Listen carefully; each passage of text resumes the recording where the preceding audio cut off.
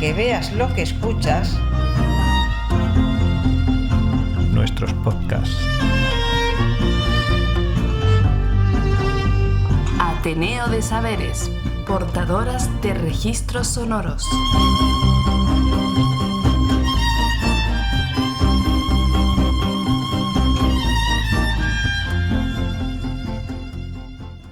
Hola, bienvenidas a este Andurrial.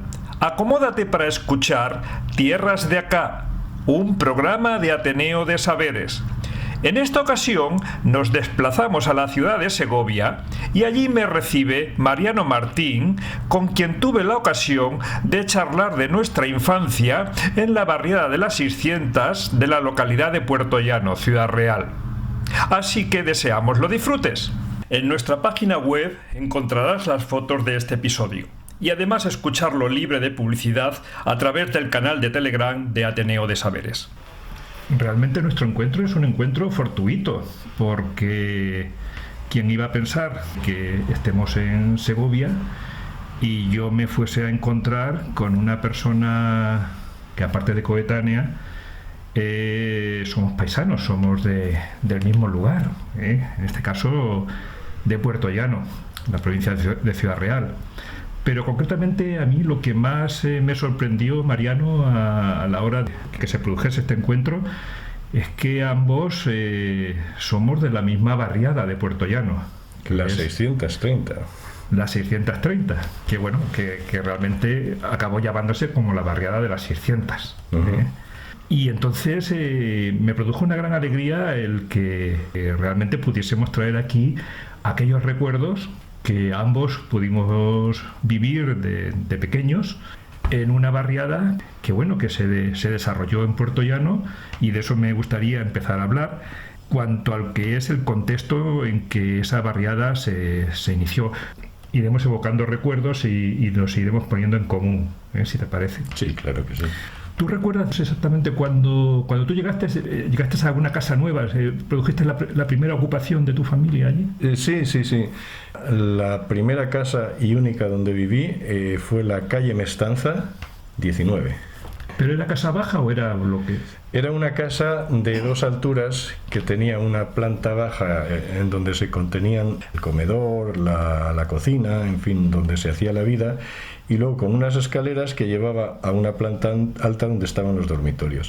Yo me acuerdo que había un balcón y que ese balcón lo cubríamos siempre con unas persianas, y en verano pues nos poníamos allí a leer tebeos, porque la hora de la siesta era sagrada. Yo odiaba la hora de la siesta.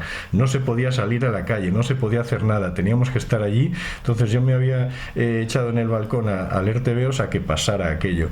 Y recuerdo muy bien el canto de la cigarra en un árbol que había en la esquina. Todas las tardes el canto de la cigarra en verano, en ese verano de justicia que hay en Puerto Llano. Fíjate que incluso yo, ahora que evocas esto de la cigarra, creo recordar que pasando por donde tú vivías, por la plazoleta de Mestanza, sí. Yo recuerdo de que vamos aquí aquellos árboles y ese canto de la cigarra, ¿no? Era pues casi un icono del lugar. Sí, señas de identidad. Además, un canto que yo no he vuelto a oír en ningún sitio, ni en Segovia ni en ningún otro lugar donde yo he estado, hasta tal punto que pensar en la cigarra y oír ese canto feo, porque es un canto feo, parece que está rascando, no sé cómo describirlo, pero un canto feo, pero para mí entrañable. Sí. Porque la cigarra era mi infancia, la cigarra eran esas tardes, era ese árbol. Y recuerdo alguna vez haber visto una que era como una mosca grande, con las alas así hacia atrás, y no he visto nunca cigarras después de aquel tiempo. Sí, para realmente quien nos escuche y quiera pues conocer a qué se debe que estemos hablando de la barriada de las 600, decir que bueno, Puerto Llano es una localidad principalmente minera, que después con el desarrollo industrial se convirtió en una refinería, y que como consecuencia de aquello realmente hizo falta que viniese una gran mano de obra, fundamentalmente procedente de los pueblos limítrofes, mano de obra pues barata, mano de obra de gente rural, y que hizo necesario que aquella localidad creciese. Puerto Llano, como bien sabes, está localizada entre 2 cerros, con lo cual no tiene una fácil expansión urbanística. Solo podía crecer por el norte y fue como resultado de que hiciesen aquella barriada que era una barriada popular, de casas de protección oficial. ¿Recuerdas aquello de cómo...? Sí, claro que sí. Mis padres no venían de Puertollano, mi madre era de Segovia, mi padre también de un pueblo de Segovia que se llama Orejana, un pueblo de pastores donde se llevaba una vida miserable, se malvivía y al final se trasladó a Chozas de la Sierra en Madrid, que ahora se llama Soto del Real.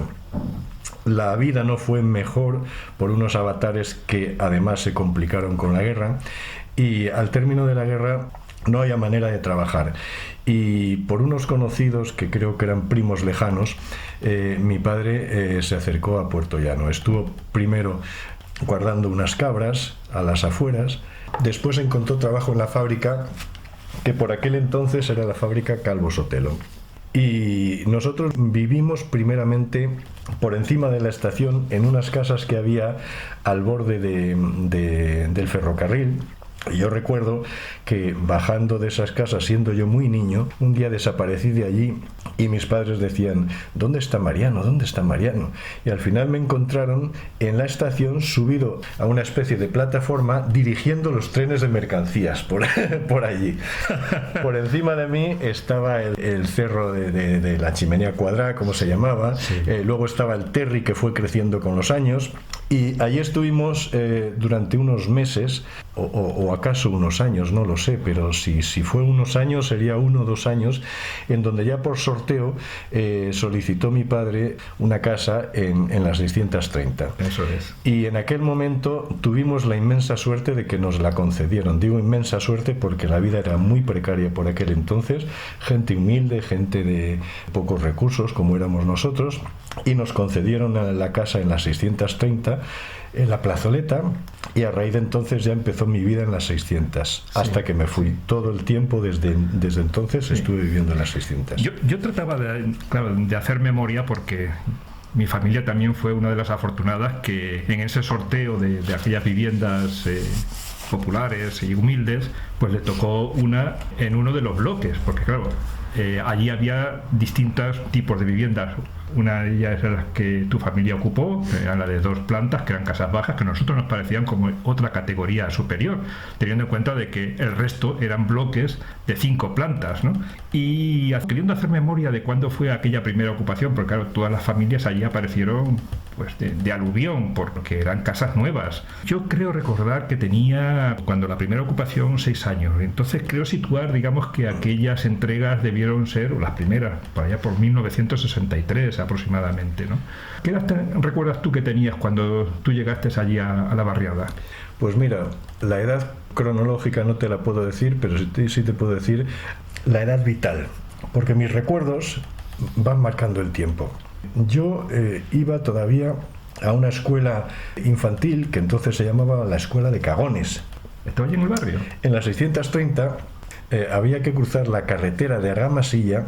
Recuerdo que la vía del tren pasaba por allí también, sí. Y recuerdo perfectamente el zumbido del tren, las ruedas que machacaban los raíles con ese estrépito que para una mente infantil pues era una cosa así como un monstruo que estuviera pasando. Y al otro lado de la vía había, en una casa perdida, solitaria, porque aquello no estaba poblado, era una casa, según mis recuerdos, y allí estaba la Escuela de Cagones. Había un maestro que nos atendía. Entonces yo debía tener 3, 4 años, 5 acaso, no lo sé, quizá fueran 5. Ahora recuerdo muy bien que era peligroso, porque nosotros íbamos, los chavales de la plazoleta, yo vivía en la plazoleta de Mestanza, y teníamos que cruzar la carretera, la vía, para llegar arriba, y eso todos los días. Digo, jolín, pues lo veo con la perspectiva actual, digo, pues eso es un doble peligro, ¿no? Los coches y el tren. Sí. Y entonces debió ser, pues, a ver, supongamos que tuviera entre 3 o 5 años, vamos a poner que fueran 5. Sí, debían ser más bien 5, porque hay un recuerdo que me indica que yo ya tenía conocimiento.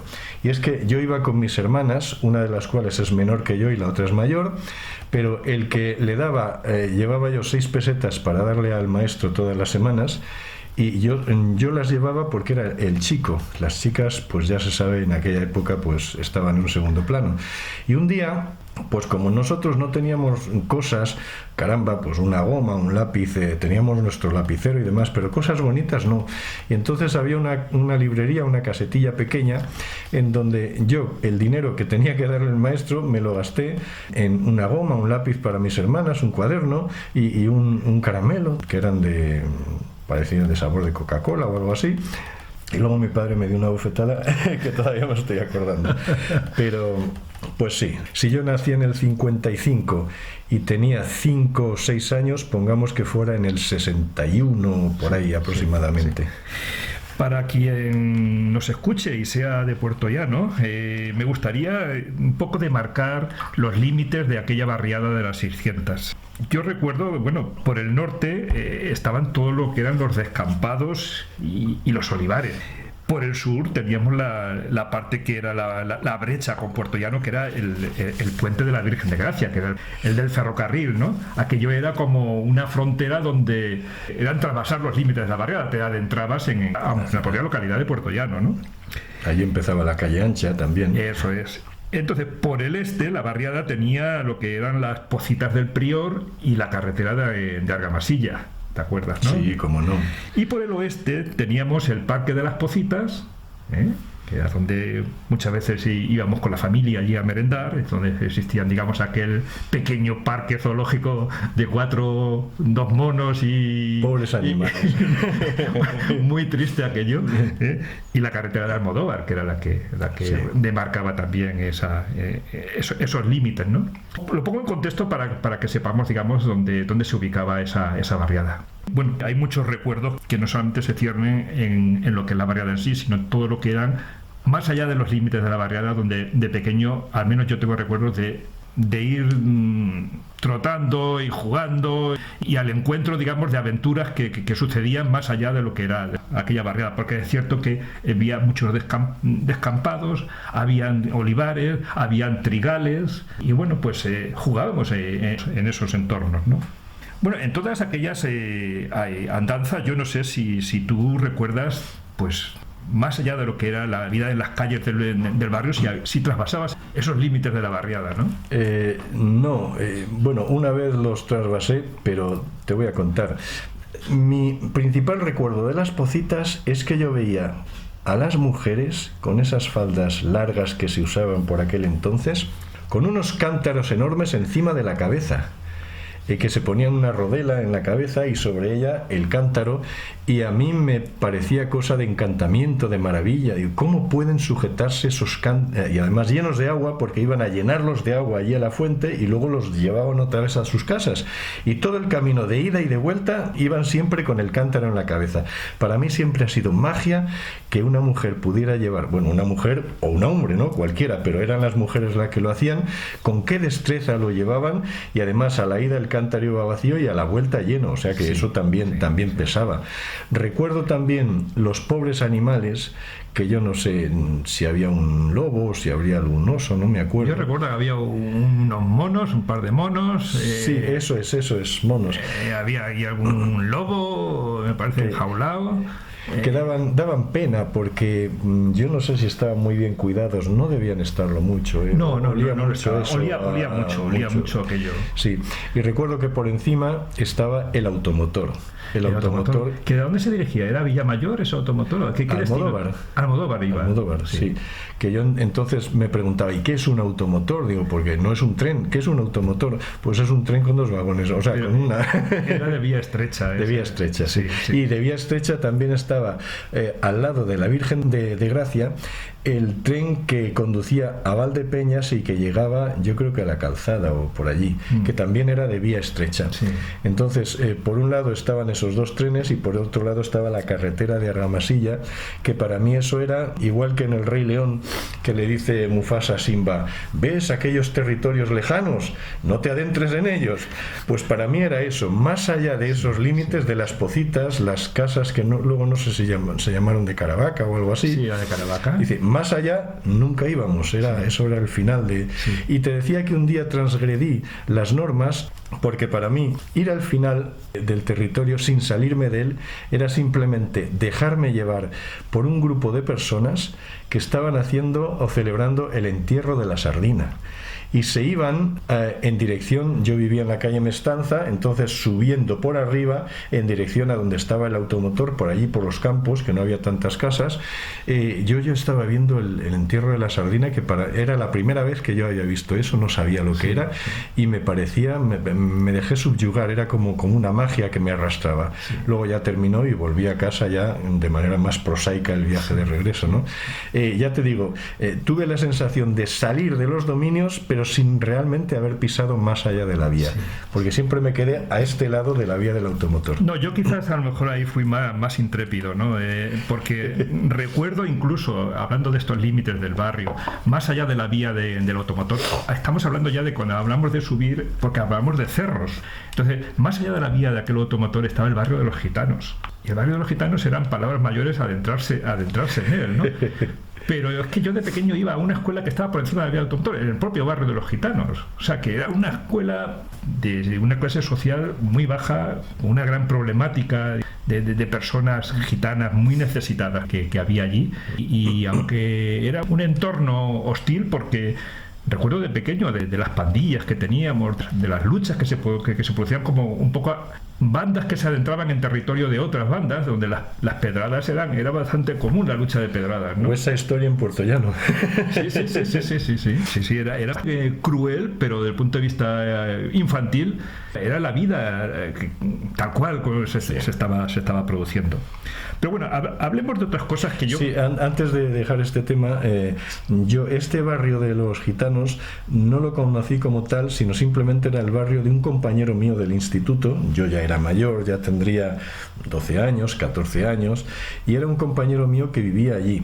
Y lo que sí recuerdo es que cuando llovía se formaban unos barrizales, porque no había nada asfaltado, todo era tierra. Entonces recuerdo que subir allí para mí era la vida de las casas, donde estaba la casa de mi amigo, de mi compañero, además muy querido por mí, y además de pisar por esos barrizales, lo que yo recuerdo eran las canciones de Rafael Farino, de Pepe Pinto, que se oían en la radio. Entonces, claro, esto no es ajeno a lo que has dicho tú de los gitanos, porque son canciones tirando andaluzas, aparte de que la canción que se oía por la radio en la época era de tipo folclorizante, ¿no? Sí. Entonces, esos son mis recuerdos, ¿no? Sí. Y bueno, pues era curioso porque en el instituto todo el mundo vivía hacia el paseo, menos este amigo y yo, que vivíamos en las 600. Entonces, cuando salíamos del instituto, el Fray Andrés, porque ahora hay otros, todo el mundo se iba en una dirección y este amigo y yo íbamos en otra. Íbamos solos. Pero bueno, cerramos el paréntesis, continúa. No, me trae también recuerdos de haber ido con mi padre frecuentemente, sobre todo yo creo que no sé si eran los fines de semana, o sea, que se celebraba la cuerda. La cuerda era una feria de ganado. En aquel entonces, y estaba pues justo en las Pocitas del Prior, que era donde se instalaba, digamos, aquel mercado, y venían gente de distintos pueblos, donde yo recuerdo pues que los animales, probablemente por cuestiones de faenas del campo, había un comercio de ganado. Eso, ¿tú tienes recuerdos de aquello? No llegaste. No, ninguno. Yo sí he oído hablar de la cuerda, sí que existía esto que me estás contando, pero no he ido nunca, debí ser muy pequeñín y formaba parte de las cosas a donde no se podía ir sin compañía de mayores, ¿no?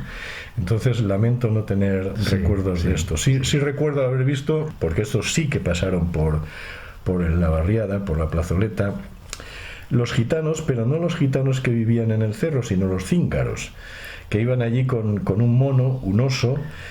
¿Con un oso? Sí. Mira, fíjate, la memoria es muy caprichosa, ¿eh? El mono estoy segurísimo de que estuvo allí. El oso, ahora ya empiezo a dudar si lo he visto en Puertollano o si lo he visto en representaciones de tebeos que leí en Puertollano, no lo sé. Dudo el oso. Yo recuerdo de la cabra. La cabra también. que tocaban no sé qué instrumentos por allí, y bueno, íbamos los chicos del pueblo, nos poníamos alrededor, no había entretenimientos, entonces cuando había algo que se salía de lo normal íbamos allí. Sí, eso sí que lo recuerdo, pero la cuerda no. Luego, claro, otras cosas de las que seguramente hablaremos después, pues el boto, el hornazo, esas cosas. Pero ¿sabes exactamente qué recuerdos tengo yo de la plazoleta de Mestanza, que es donde tú vivías, ¿no? Porque era una plazoleta que bueno, estaba un poco abierta, daba pie a la convivencia y a vida social, ¿no? Pues recuerdo un verano haber ido con mis padres allí a un cine de verano, donde recuerdo que se ponía una tela blanca, y me viene a la memoria, digamos, la película que estuvimos viendo, que fue El ladrón de bicicletas, ¿no? Y a mí esos recuerdos de que cada uno se llevaba su silla, cada vecino llevaba su silla y se colocaba allí durante aquellas noches cálidas de verano a ver el cine, ¿no? Eso es al otro lado de la carretera de Almodóvar, que había un bar, que yo no sé si era el bar La Castellana. No, pero sí, era el bar La Castellana. Y luego, un poco más allá, estaba el cine. No sé si hablamos del mismo. Sí. Y ahí en ese cine, pues ese era un cine de verano, yo me he sentado muchas veces y he visto películas, no he tenido la suerte de ver El ladrón de bicicletas, yo veía películas más traídas de Hollywood, como eran... además, bíblicas algunas de ellas, la historia de Judith, recuerdo haber visto Solo Dios lo sabe, sobre la guerra del Japón, y en fin, cosas de este estilo. Y sí lo recuerdo, era muy bonito, era salir en verano y ver el cine al aire libre, era otra cosa, era otra experiencia. Sí recuerdo que por allí estaban un par de bares, estaba el cine, algunas casas había... Bueno, y estaban también los futbolines. Yo recuerdo haber ido allí, al lado de la Castellana, había un lugar donde íbamos los chavales a jugar a las máquinas y a los futbolines. Había ahí unos futbolines. Eso yo no lo recuerdo. Yo lo que recuerdo son los futbolines que había en el centro, detrás de Simago, a donde íbamos cuando yo ya iba al instituto. Pero de pequeñín, fíjate, yo debí ser un niño muy obediente, porque no me escapaba por esos sitios. Entonces los futbolines al lado del cine de verano no lo recuerdo. Y tú y yo hemos vivido en el mismo pueblo y prácticamente en la misma calle. Bueno, eso lo que hace traer recuerdos en común, que la memoria a veces tiene esos lapsus, o uno ha tenido otras vivencias. En parte por los lapsus de la memoria, y en parte también por lo que hemos dicho del Rey León. Hijo mío, más allá de estos límites no te adentres. Y esto que dices tú, el futbolín de allí al lado del bar La Castellana, yo no debía adentrarme porque debía ser uno de los lugares prohibidos. No lo sé. ¿Sabes qué pasa? A lo mejor no es por marcar diferencias, pero yo recuerdo de pequeño que era salir a la calle, bueno, salvo cuando ibas al colegio, ¿no? Pero era salir a la calle por la mañana y no volver hasta por la noche, salvo que tu madre te llamase por la ventana o por el balcón requiriéndote para ir a comer, pero era una vida muy libre la que allí se producía. Y no como aquí, que ahora no puedes salir ni a la vuelta de tu casa porque está todo lleno de coches y está todo lleno de peligros. Allí no había coches. Recuerdo yo que cuando, yo creo que poco antes de empezar el instituto, ya debía ser en torno a los 10 años, aparecieron 2 coches en la plazoleta, y los 2 eran de esos coches negros con esas de factura antigua, de las que salen en las películas de los años 40, 50. Capone. De ese estilo, y eran coches que iban casi más despacio que nosotros caminando, ¿no? Eso es lo único que recuerdo yo en cuestión de coches en la plazoleta. Todo lo demás era territorio libre y podíamos jugar, corretear, hacer lo que nos diera la gana. Y recuerdo que algo que ya no he vuelto a ver al regresar a la plazoleta, y es que las casas estaban todas, las fachadas eran todas las mismas, de media altura para abajo, estaban hechas de piedras, y los resquicios que había entre piedra y piedra se enjalbegaban de blanco, y luego de ahí para arriba todo era blanco. Y todas las casas eran iguales, y recuerdo que esa era una estética que ahora recuerdo con agrado, bonita. Sin embargo, he vuelto hace ya algunos años por la plazoleta, y cada uno ha hecho de su capa un sayo, haciendo que sus casas fueran como a él le daba la gana, y no hay ninguna coordinación, ningún orden, parece eso todo desentona. Aparte de que la plazoleta ahora, por lo menos cuando yo he estado, estaba lo que eran los lugares, los espacios donde los niños jugábamos ahora están llenos de coches que están aparcados. Sí, sí. Entonces se ha ido disminuyendo el lugar del juego infantil, y ya no tiene pinta de plazoleta. Precisamente ahora que hablas del juego, probablemente tú también recuerdes porque la parroquia estaba justo allí al lado, que era la parroquia de San Juan Bautista, ¿no? Y por aquel entonces el que te regalasen juguetes o incluso digamos lo más que podías aspirar es que al Día de Reyes te cayese algo. Pero recuerdo de haber ido a la catequesis en aquella parroquia, cuyo párroco era don Antonio, recuerdo. Y donde por ir a la catequesis te premiaban, porque tenía mérito ir a la catequesis, te premiaban con unos cupones que tú podías canjear o bien por unos libros que realmente solían ser libros religiosos o por unos juguetes pues con escaso valor, pero que para nosotros tenían, digamos, su agrado, ¿no? Y sí que me trae a la memoria aquellos recuerdos de la catequesis como un lugar en el cual ibas no por convicción, sino por el hecho de llegar a tener los suficientes cupones como para que tuvieses algún juguete con el que poder disfrutar, ¿no? No sé si tú en aquella parroquia llegaste a tener algún contacto. No, el de esa parroquia, a ver, nosotros íbamos poco a misa, pero cuando íbamos era más bien a la Virgen de Gracia. Atravesamos el puente y íbamos allí, pero de esa parroquia tengo un recuerdo entrañable, que es el maestro que tuve yo en la escuela primaria, que creo que se llamaba Escuela Independencia por aquel entonces, espero que la memoria no me falle, se llamaba don Juan Antonio. Es el hombre más bueno, relativicemos, uno de los más buenos, nunca se puede decir el más, pero para mí era buenísimo, era una persona encantadora. Y recuerdo, tengo una foto todavía en esa parroquia en donde el obispo estaba dándome la comunión. Yo creo que era la confirmación, no era la comunión, la confirmación, y estaba don Juan Antonio al lado y todo trajeado y muy distinto a como es ahora, ¿no? Yo recuerdo de aquella época el que una persona podía ser buena y hombre, porque entonces quien era bueno eran las mujeres, los hombres iban al bar, ¿no? Entonces don Juan Antonio cambió radicalmente para mí la visión de la persona y de la relación entre los sexos, porque vi que era una persona que era muy buena, muy tierna, era un hombre al mismo tiempo firme, recio y hombre, y entonces yo descubrí, se puede ser una persona dulce y no ser mujer, eso es posible, yo no lo sabía, ¿no? Y eso es lo que recuerdo. Luego has hablado también de don Antonio. A don Antonio yo lo conocí porque fue mi profesor de religión en el instituto. Y don Antonio era un pedazo de pan. El recuerdo que ha dejado en mí no ha sido un recuerdo tan penetrante y tan fuerte como don Juan Antonio, porque don Juan Antonio, si yo he sido lo que soy es gracias a él, porque mi padre venía del campo y para mí que su hijo fuera un buen torneuro, un buen fresador, pues era un ascenso no solamente social, sino una proyección profesional tremenda, ¿no? Yo iba a ir a la escuela de maestría.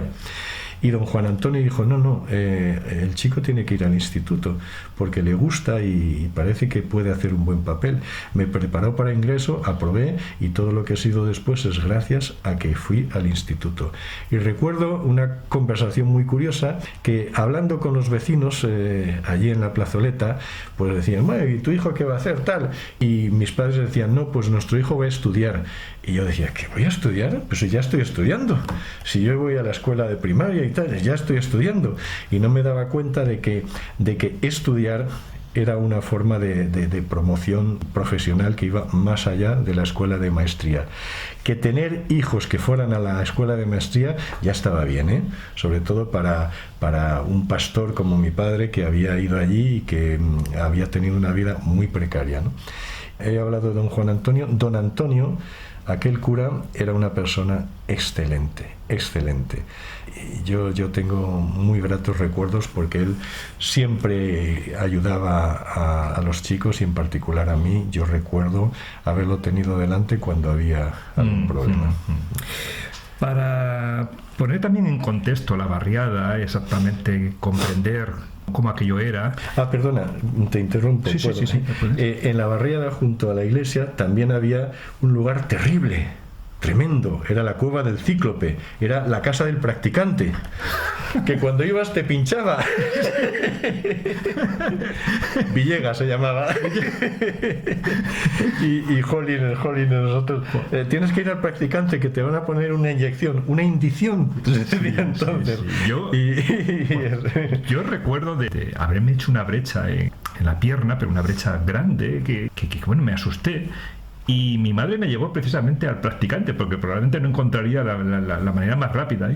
Bueno, lo que hizo fue suturarme, digamos, aquella cicatriz con unas lañas que me puso, que se me ha quedado la señal para toda la vida. O sea, que aquello debió ser como un poco improvisado, porque claro, el practicante atendía, pues yo creo que debía atender todo, ¿no? Lo que por allí acontecía en la barriada. Yo debía ser practicante, el médico, y el curandero y todo lo que se le echase encima, ¿no? Multitrabajo. No, quería un poco sacar a la luz lo que es cómo la barriada estaba dotada, qué infraestructuras son las que allí había. Recuerdo de las noches eran bastante oscuras, o sea, había poco alumbrado. No sé si tú llegas a recordar aquellas farolas que había de cemento con una tulipa negra de chapa que había, que donde probablemente la mayoría de las veces los chavales rompíamos las bombillas con algún tirachinas, pero eran aquellas noches con muy poca iluminación allí por aquellas calles, ¿no? Sí, yo recuerdo una cosa muy habitual en verano, es que los vecinos de la plazoleta sacábamos las sillas al fresco, ¿no? Y nos poníamos ahí a charlar. Y recuerdo de esas noches de verano muy agradables, por cierto, porque había unos intercambios que han desaparecido. Hoy en día, con tanta tecnología, primero la radio era distinto, pero luego la televisión, ahora los ordenadores, ahora ya las familias no se reúnen. En aquella época todas las noches nos reuníamos y hablábamos de todo, de fútbol, de toros, del trabajo, de los niños, de todo. Y los niños formábamos parte de ahí. Las generaciones estaban unidas, mezcladas. Los niños jugábamos más bien por la tarde, pero por la noche estábamos ahí. Y la luz que más recuerdo era la de la fábrica. Una chimenea que tenía una llamarada y había un olor todas las noches, un olor, y este olor, no sé si eran gases sulfúricos o qué sería, esto es de fábrica, decían. Entonces esto era como insalubre, y no recuerdo que hubiera tantas luces por las calles, eran más bien oscuros los lugares. Sí, es cierto. Lugares icónicos de allí del barrio, a mí me traen a colación lo que eran aquellos puestecillos de chuches que aquellos puestecillos. A ver si coincidimos. Yo solía ir a comprar a puestecillos de la Desi. La Desi era una señora viuda que iba vestida de negro, llevaba un pañuelo en la cabeza, tenía 4 hijos. Yo no entiendo, digamos, cómo podía vivir aquella familia, porque aquella mujer, desde que amanecía hasta que anochecía, estaba todo el día allí en aquel puesto. Probablemente escasamente le sustituiría a algún hijo cuando tuviese que hacer la comida, pero era una dedicación plena a lo que era aquel puesto de chuches, al cual pues era el lugar que para nosotros, donde era obligado, digamos, ir a comprar todas aquellas baratijas, todos aquellos chuches, aquellas pipas, los tebeos. Y era un lugar donde a la mujer lo único que le veías era la cara, no solamente por el pañuelo que llevaba, sino por la cantidad de cosas que había en aquel puesto, que era pues un cajón de maderas de color, probablemente creo que recordaba que verde, y no sé si aquel puesto era el mismo en el que coincidíamos. No, no estás hablando de la plazoleta, ¿no? No, estoy hablando más de por donde estaba la primera parada del autobús, cerca del colegio público que se hizo después allí. Ya, sí, no, yo lo que conozco era la abuelilla. La abuelilla pues era una señora de similares características a las que me estás contando, que vivía en la plazoleta, al final saliendo de la plazoleta, según se iba ya hacia la escuela, pues en una de esas calles estaba el puesto de la abuelilla, y allí comprábamos nosotros los chuches. Luego estaba Juanito. Cuando íbamos por la calle ancha, durante una época yo iba a las monjas. Entonces, desde la calle Mestanza a Las Monjas había un largo trecho y nos juntábamos 4 o 5 niños, íbamos todos los días y volvíamos todos juntos. Y recuerdo que nos internábamos por la calle Ancha, pasábamos por el puesto de pipas, decíamos. Había también un lugar donde ensayaban los capuchones para Semana Santa. Sí, los romanos. Sí, eso es. Que había romanos, ahora ya no los hay, a mí me gustaban los romanos. Luego íbamos más allá y estaba la casa donde vivía un paralítico y luego ya llegábamos a Las Monjas. En lo que yo recuerdo, pues eso son las pipas de Juanito, el puesto de Juanito y la abuelilla. La que tú me has dicho no, porque debía estar en un tramo de las 600 que salía ya del territorio de la plazoleta. No, pero vamos, los puestos de chuche para los chavales eran los lugares obligados. Sí, lugares obligados. Sí. Hablando precisamente también de lugares, porque claro, tampoco había muchas dotaciones, ni tiendas había muy pocas donde comprar. Te encontrabas con algún puesto de melones o sandías en el verano, allí en la propia calle. Iba a comprar aquellos trozos de hielo que te cortaban de una barra de hielo que había en el... ¿te acuerdas? No sé, en la tienda del Raja, que le llamábamos, que está ahí creo que por la calle Alcázar. Y era con el que refrescábamos las bebidas, o sea que las bebidas se metían en un cubo con aquellos trozos de hielo y ahí eran las neveras que se utilizaban en aquel entonces, ¿no? Aquellos primeros años de la televisión, donde muy poquita gente las tenía y que durante el verano los chavales, al menos me ocurría a mí, te enganchabas allí en la parte de la planta baja de un edificio, a través de la ventana de la propia vivienda que estaba abierta por el calor que hacía y donde tú compartías, digamos, aquella película de televisión con la familia allí dentro y tú en la calle, el corrillo de chavales viendo aquella película. Sí. Yo recuerdo incluso que había una vecina, dos vecinas, pero una que vivía al lado de nuestra casa que tenía televisión. Nosotros íbamos a su casa, era el teleclub de la calle, o sea, íbamos allí y pasábamos las noches, sobre todo el sábado por la noche, que era noche de estrellas, y que ponían, y recuerdo que veíamos Los Intocables del Lyonnés, estaba también Viaje al fondo del mar, Bonanza, y esas cosas las veíamos en casa de la vecina, así todos los mierdecillas ahí invadiendo la casa, la única televisión que había. Bueno, no invadíamos la casa, la veíamos como espectadores desde la calle, o sea que... Sí, no, pero en nuestro caso ibais a la casa. Era la propia vecina la que nos acogía. Os daba... Sí. Vale. Entonces decía, entrad aquí y comíamos pipas. Sí. Estábamos viendo allí la televisión. Las primeras televisiones, porque eran en blanco y negro, que lo más que hacías era ponerle como una pantalla de plástico por encima con unos colores para hacer el efecto de que estabas viendo en color aquello. Recuerdo que era una pantalla en 3 colores. Por arriba azul, por abajo roja y en medio, yo no recuerdo qué color, claro, para que pareciera que arriba estaba el cielo y abajo la tierra, ¿no? Pero no correspondía a los contornos de los personajes para nada. Estaban 3 bandas de 3 colores diferentes. Sí. Hablando también del verano, ¿recuerdas las verbenas? Al lado de la parroquia creo que se celebraba una. Sí, había una verbena, sí. Recuerdo, yo las verbenas las he conocido de muy pequeñito, porque te diré, a los 16 años ya me fui de Puertollano. Entonces, las verbenas las he conocido casi más como niño que como adolescente. Pilló una parte de mi adolescencia, pero sobre todo la infancia. Y yo recuerdo que al término de las verbenas, pues yo cogía un montón de banderas, porque había banderas pequeñitas de diversos países atadas a una cuerda. Entonces iban las verbenas, iban los mocosos del pueblo a recoger banderas. Y las guirnaldas. Sí, exactamente. Y alguna vez me he llevado alguna bofetada también por haber salido a deshora a buscar banderitas.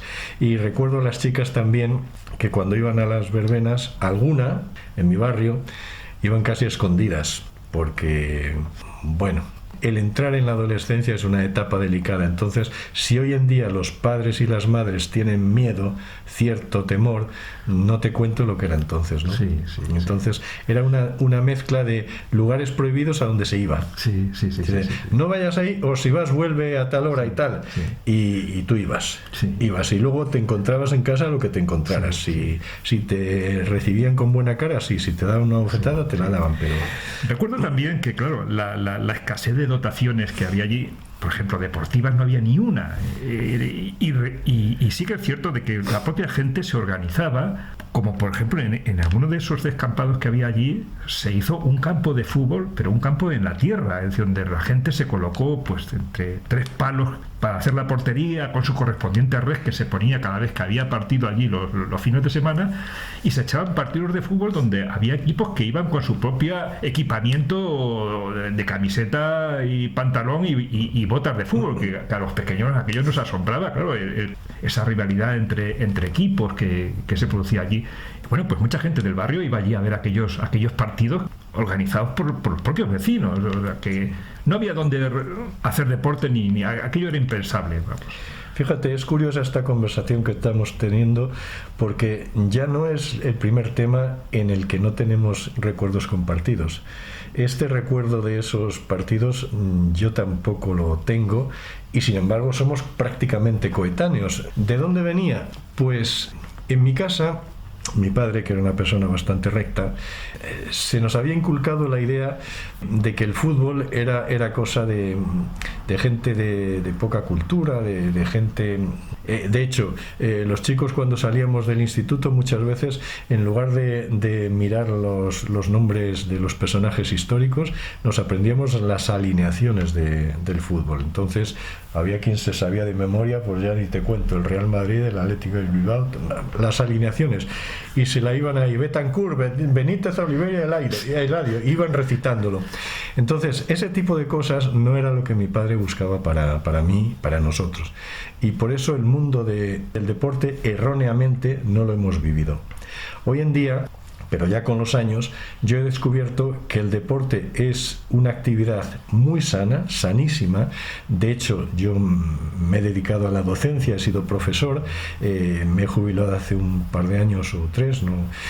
Y siempre he tenido claro que el deporte era uno de los ejes vertebradores de la educación integral de la persona.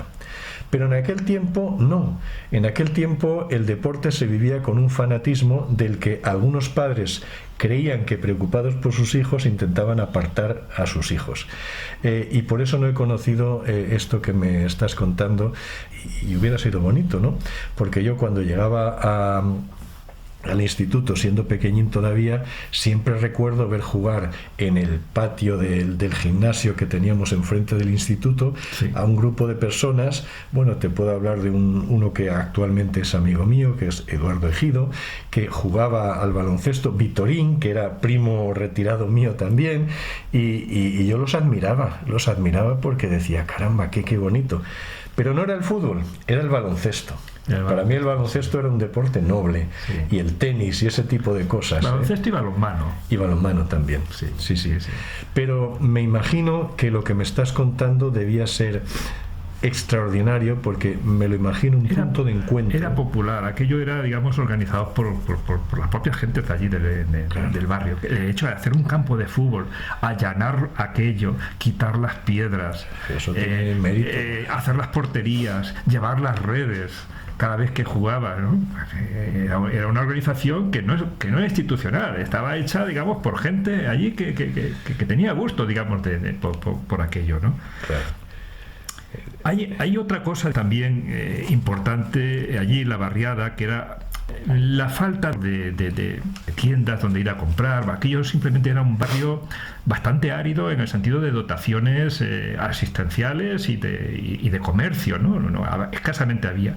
Pero lo que sí que abundaba, pues yo tengo recuerdos, probablemente a la hora de traértelos a ti también los recordarás, era todo el trasiego de venta ambulante que había en el barrio. Voy a traer a colación algunos de ellos. Yo recuerdo de la venta de leche fresca en cántaros y con burro. Sí. Decía mi padre, a levantarse que ya han llegado las burras de la leche. Es verdad. También en burro recuerdo que se vendía el pan. Sí, señor. En aquellos serones. Sí, y como yo recuerdo de a mi madre desde el balcón, desde un tercer piso, con una cuerda, le echaba, digamos, con un cestillo, lo bajaba abajo para que el hombre que iba con el burro le echaba el pan. Mi madre probablemente le dejaba un monedero en el cestillo para que se lo cobrase, y subía el pan pues con la cuerda y con el cestillo. Es decir, eso era una cosa muy común, que son cosas que se te quedan en la memoria, ¿no? El churrero también. El churrero, cuando iba, digamos, con aquellas cestas de mimbre. Con la cesta de mimbre. Con aquellas cestas de mimbre, es cierto. Luego también, claro, porque, fíjate, estamos hablando de aquellas viviendas en unas casas que, concretamente en la que yo viví, eran unas casas de 45 metros cuadrados, 3 habitaciones, salón, cocina, baño, una terraza y un balcón. ¿Cómo era posible que en 45 metros cuadrados aquí tuviese aquella distribución, aquellas viviendas? Y sin embargo, a mí de pequeño me parecía como una cosa muy grande. Es decir, por ejemplo, el cambio que a mí me produjo el hecho de tener una ducha cuando yo venía de otra vivienda que se compartía, que eran tipo corralas, donde te bañabas en un barreño de zinc. Entonces, tener una ducha, aquello era fantástico. Tener una habitación donde no podías meter ni un armario porque no había cabida, no había más que la cabida de una cama. Hoy cuando he vuelto a ver aquella casa, me parecía increíble cómo se podía vivir allí algunas familias, probablemente muchas de ellas eran familias numerosas, ¿no? En un espacio tan reducido, y se producía, digamos, aquello, ¿no? Y una de las cosas cuando nos entregaron las viviendas es que la cocina venía con una cocina de carbón. Sí. Entonces, claro, hacía necesario, y este es otro tema de la venta ambulante, donde también se vendía el carbón y el picón. El picón, sí señor. El picón para el brasero, ¿no? Donde había pues aquellos sacos que llevaban los piconeros, que tú tenías que llevarlo a casa con todo aquel hollín y con todo aquel polvo, digamos, que claro, buscar el hueco donde poder almacenar aquellos sacos de picón. Y como mi madre, digamos, bajaba pues todas las mañanas abajo a la calle a encender el brasero de picón, porque claro, en aquellas viviendas, al menos de piso, porque vosotros vivíais en casas bajas, que todavía teníais un patio, digamos, para la parte de atrás, pero en las viviendas de pisos no había manera de encender un brasero en la propia casa, porque no es fácil, y los vecinos bajaban a la calle a encender sus braseros para poder tener calefacción en aquellas mesas camillas durante el invierno. Recuerdo, mi madre también encendía el brasero todos los días y hacía frío. Y nosotros nos preparábamos para ir a la escuela y estábamos en la mesa camilla, calentitos, tomando la leche calentita, y además que mi madre tenía unas cosas raras, porque ella tenía anemia por aquel tiempo y el médico le había dicho, pues tiene que echarse un huevo en la leche, y mi madre nos echaba un huevo en la leche a todos los demás para que no tuviéramos anemia, cuando la que lo tenía era ella. Y recuerdo que antes de desayunar mi madre siempre salía a hacer el brasero para que nosotros lo tuviéramos calentito, y yo ahora con los años que tengo me doy cuenta de que eso era un sacrificio, porque hacía mucho frío, había mañanas que era mucho frío. Recuerdo que siempre nos decían que tuviéramos cuidado, que nos salían las, no sé si llamaban cabras o sabañones, pero luego las piernas, cabrillas, y contaban que había gente que se había muerto por el tufo. Sí, que salía mi madre estuvo a punto de morir, digamos, de intoxicación, porque claro, el hecho de que hiciese tanto frío, tú cerrabas aquella habitación para estar calentitos, pero claro, el humo tóxico del brasero, al no darle ventilación, te quedas dormido y es una muerte dulce. No la encontramos que pudimos reaccionar a tiempo, pero era muy peligroso aquello. Qué miedo. Era muy peligroso porque se producía una combustión que no tenía salida de humos, ¿no? Sí, y recuerdo, para concluir el bloque este de la venta ambulante, porque has hablado de la leche, del pan, que para mí era entrañable, estaban los churreros, el carbón, has hablado también, y hay una cosa que había en la plazoleta que lo vendía un señor que vivía en el Rincón, el de la cal. ¿Vendía cal? Cal. Vendía cal, que eran como unas piedras, unos terrones blancos, y los vendía en celemines. Entonces él iba con el burro a las caleras, y lo traía al barrio, y entonces tenía montones de piedras blancas. Yo nunca he visto piedras blancas inmaculadas como aquellas, que luego íbamos los vecinos, los comprábamos. ¿Cuánto quiere? Un celemín, medio celemín, y con eso recuerdo que mi madre lo echaba en un cubo, lo diluía en agua, y con eso se hacía la pintura con la que enjalbegaba las paredes de la casa. Exactamente, sí. exactamente. Eso era lo que me faltaba, la cal. Bueno, tengo también algunos otros de venta ambulante, ¿no? El chatarrero, yo recuerdo, digamos, que había un chatarrero, pero que yo creo que era para niños, porque nosotros, como sabíamos que a veces no teníamos los padres no nos daban dinero ni para ir a comprar chuches, probablemente algún que otro domingo si te daban alguna pequeña moneda, ¿no? Una peseta y nos buscábamos la manera de conseguir nuestros propios medios el dinero, y lo que hacíamos era ir a rebuscar hierros y chatarras, que cuando venía el chatarrero, que le dabas los pocos hierros que habías encontrado y a cambio te daban unos globos. Que no entiendo, digamos, ese canje que se producía, ¿no?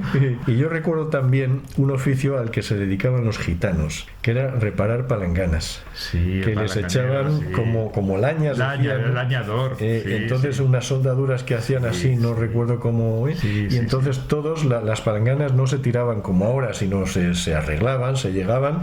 Y no sé si me falla la memoria, pero eso es un oficio ligado a los gitanos, es lo que yo recuerdo. Además eran ambulantes, el afilador también, tocaban la armónica, la armónica, y el afilador, y allí iban todas las mujeres. También recuerdo que había, qué curioso esto, ¿no? Alguien que iba recogiendo garbanzos, a cambio te daba de otra medida inferior de garbanzos tostados, o sea, eran garbanzos normales por garbanzos tostados. Yo no entiendo aquel trueque, qué manera de ganarse la vida sería aquello, ¿no? Pero me produce extrañeza, ¿no? el recordarlo. Luego también estaba la compra de pelo de gente, se compraba el pelo de gente. Eso no lo conocía yo. ¿Pelo? Sí.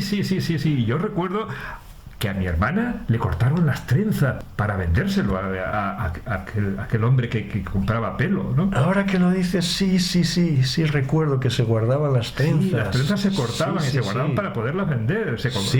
Había un mercado de venta de pelo de personas, ¿no? Y luego ya, claro, más allá de los burros empezaron a producirse las primeras ventas ambulantes a través de camiones, ¿no? Recordarás aquellas primeras camiones que venían con bebidas gaseosas. Sí. Las gaseosas, la casera, la Fanta, las primeras cajas de Coca-Cola.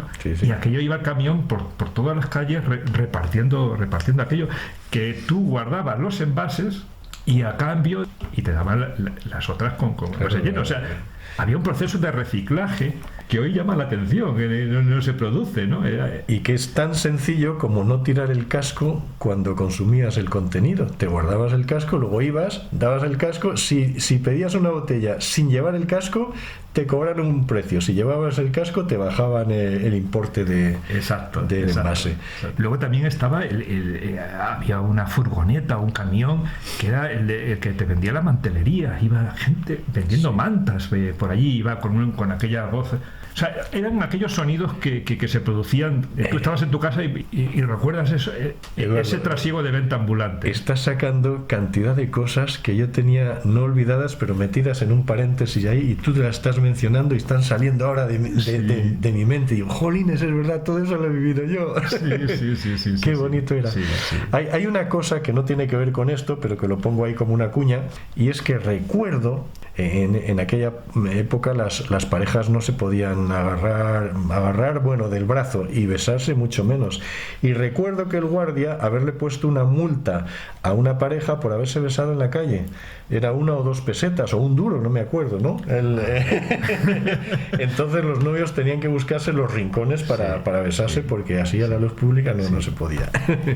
Y si te parece, vamos a hablar del transporte público. Claro, el hecho de que aquella barriada, cuando se construyó, pues era dar cabida a aquellas familias, sobre todo de la mano de obra que iba a requerir ya no solamente las refinerías de petróleo, las fábricas, y al mirar que todavía se seguían explotando allí. Entonces, todo ese aluvión de gente que llegó a aquella barriada, pues claro, te quedaba muy atrás mano el ir al centro, cuando no ir a la refinería o cuando no ir a las minas que quedaban justo al otro lado del pueblo, que no solamente es que fuese al otro lado, sino que eran las antípodas de lo que era Puerto Llano. De punta a punta. Claro, no podías ir andando. Entonces, la manera que había de poder transportar, sobre todo esa mano de obra, era donde acababa la última parada del autobús y donde se producía la primera parada de tránsito hacia el centro del pueblo, y la teníamos allí. O sea que dotaron, digamos, de una línea de autobús que salía de los confines de aquella barriada. Sí. La parada la tenía yo al lado de casa. Recuerdo, digamos, aquellos autobuses donde iban con conductor y con cobrador. Sí, había cobrador. Y creo recordar que había como 3 líneas que lo ponían, digamos, en el fronticio del autobús. Uno era la línea que iba a Empetrol o a Calvo Sotelo, que también, bueno, tuvo varios nombres aquella refinería. Sí. La otra que iba a Asdrúbal, a la mina de Asdrúbal, y la otra que iba a la mina de Calatrava. Exactamente. Entonces, el hecho de que hubiese esas 3 líneas era para que aquellos obreros que habían en aquella barriada pudiesen trasladarse a aquellos tajos que habían. Yo creo que el resto de los vecinos escasamente hacían uso de aquello. Yo creo que con el paso del tiempo la gente empezó a salir de allí de la barriada y empezó a ir más hacia el centro, pues a comprar, porque también había que comprar allí en el centro, en aquellos economatos había, pues, claro. Luego ya pusieron Simago en el paseo, pero recuerdo que la gente que trabajaba en Calvo Sotelo, que era como se llamaba entonces, pues iba a utilizar algunos servicios que la empresa daba a los trabajadores. Uno de ellos era el economato, en donde se vendían las mercancías a bajo precio, y otro eran las piscinas. Las familias de los obreros tenían derecho a utilizar las piscinas en verano, y por eso se utilizaban mucho los autobuses y no necesariamente para ir a la fábrica. Que esto que hablar de las piscinas, ya saliéndonos del territorio de las 600, era el barrio del Poblado, que el barrio del Poblado Sotelo, se hizo expresamente para dar cabida a unas familias que eran los trabajadores de la empresa Empetrol, pero con la distinción de 3 clases sociales, que habían ingenieros, mandos intermedios y los obreros, ¿no? Y donde remarcaban no solamente la ubicación de las viviendas con distintas calidades en la construcción, sino también de las dotaciones, las piscinas. Había la piscina de obreros, había la piscina de mandos intermedios y había la piscina de ingenieros. Y estaban separadas esas clases sociales. Separadas. Sí. Yo recuerdo que para nosotros las piscinas de ingenieros, y de los ingenieros en general, pues eran territorios prohibidos. Claro, sabíamos que nunca pisaríamos por allí. Y luego, después de la transición, cuando mi padre volvió al pueblo, se alojó durante un tiempo en la residencia que antes había sido de ingenieros. A mí me pareció, digo, ¿qué ha pasado aquí? El mundo al revés. Digo, un trabajador alojándose aquí donde nunca hubiera pisado en la vida. Por eso te estoy contando que esa segregación por categorías sociales ya se diluyó cuando hubo un cambio de régimen político, que fue también de régimen social en ese caso, ¿no? Y muchas cosas compartidas. Y en torno al autobús hay una cuestión que yo he oído mucho comentar a la gente que trabajaba en Calvo Sotelo, y es que el autobús fue un elemento de control para las huelgas, porque antes de que existiera la línea de autobús que llevaba a Calvo Sotelo, los obreros, mi padre, iban en bicicleta. Entonces tenían que hacer todo ese recorrido, y además cuesta arriba, para llegar a la fábrica todos los días en bicicleta. Y claro, allí si se organizaba una huelga era muy difícil de controlar, pero una vez que había autobuses que cumplieron la función de facilitar el transporte, también, no sé si de manera intencionada o no, pero también sirvieron para controlar los movimientos sindicales, porque recuerdo haber comentado policías que subían al autobús para contar los obreros que entraban en el autobús, y si faltaba uno, ese estaba en la huelga o algo así, ¿no?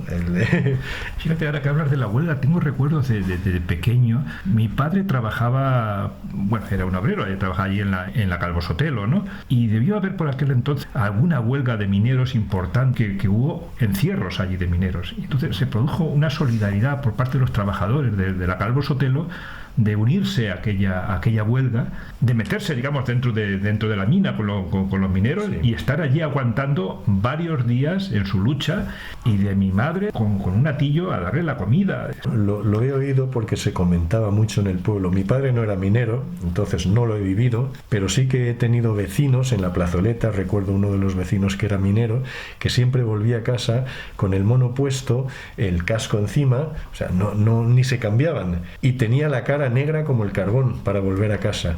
Y esas cosas que tú me estás contando ahora, yo las he oído contar en el barrio, allí en la plazoleta, de los encierros que se hacían en la mina.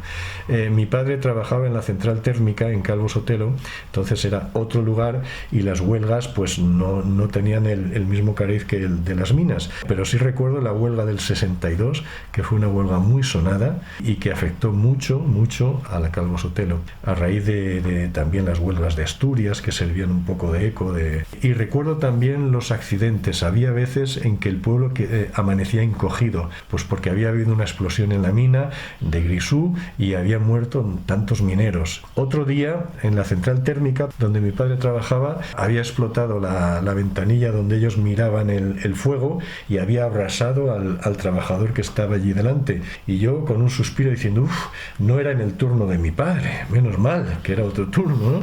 Y recuerdo que los días que había accidente, el pueblo y la plazoleta, que era donde yo vivía, había un silencio sobrecogedor. Algo había pasado y la gente lo comentaba como algo terrible, ¿no? Terrorífico que hubiera. Eso afortunadamente no ocurría todos los días, ocurría de tarde en tarde, pero cuando ocurría, eso marcaba la vida del pueblo. Por contra, claro, la mayoría de la gente de Puerto Llano vivía del trabajo en la fábrica, en las refinerías y en la mina, pero sobre todo en la refinería donde era la mayor parte de mano de obra con la que las familias se vivían allí.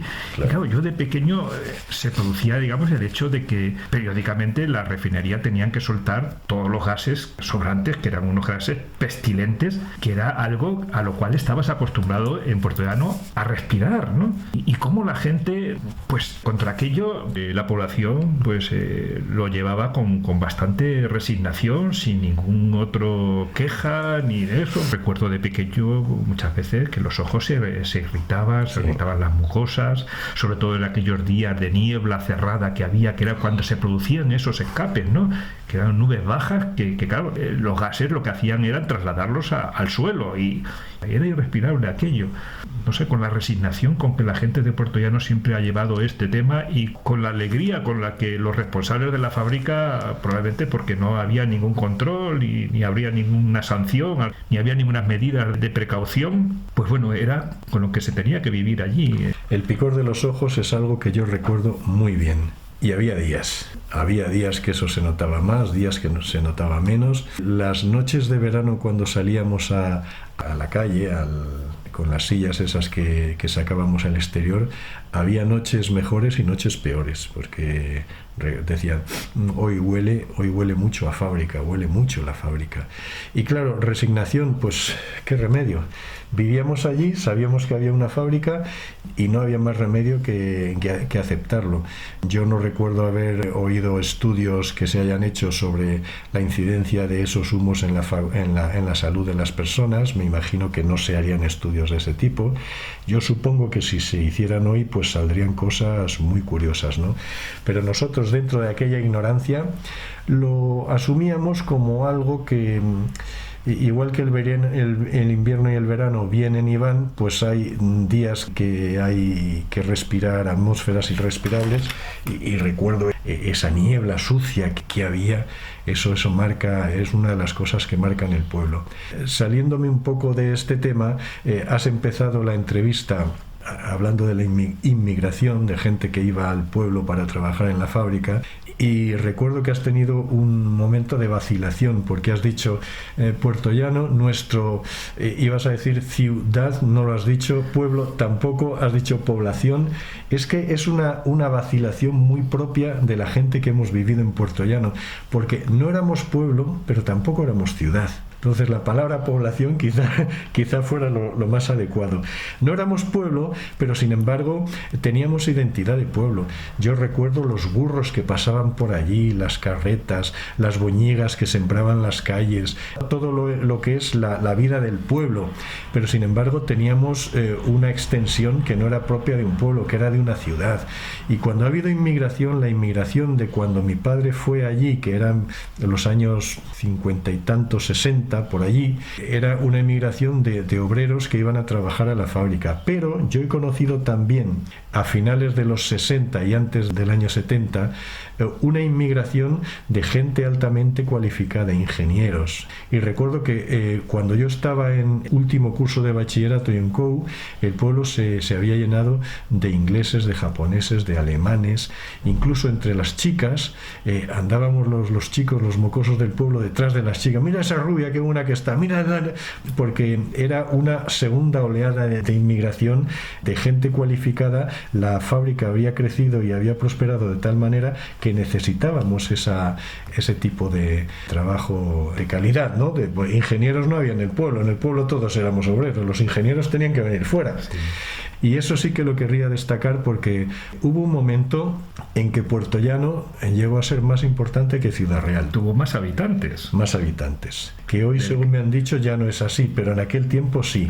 Entonces era más grande que la capital. Si la capital era una ciudad y Puerto Llano era mayor que la capital, claro, es normal que tú vaciles a la hora de llamarle pueblo o ciudad, porque no, no era ciudad, por lo que te he dicho, por las formas de vida propias del pueblo que teníamos allí. No era ciudad, pero no era pueblo. Muy bien, Mariano, ha sido un placer hablar contigo, traer estos recuerdos.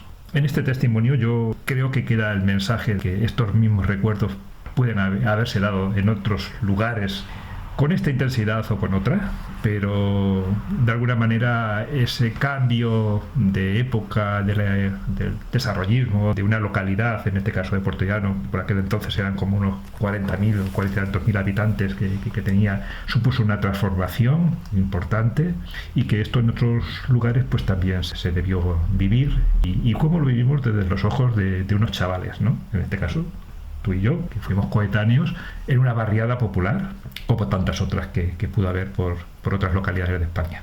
Así que darte muchas las gracias, y ha sido un placer estar contigo. Las gracias te las doy yo a ti por haberme permitido recordar conjuntamente estas cosas que yo no he vivido habiendo estado los dos en el mismo lugar. Es la magia que se produce cuando hay este tipo de encuentros fortuitos. Sí. Para mí ha sido magnífico, te lo agradezco.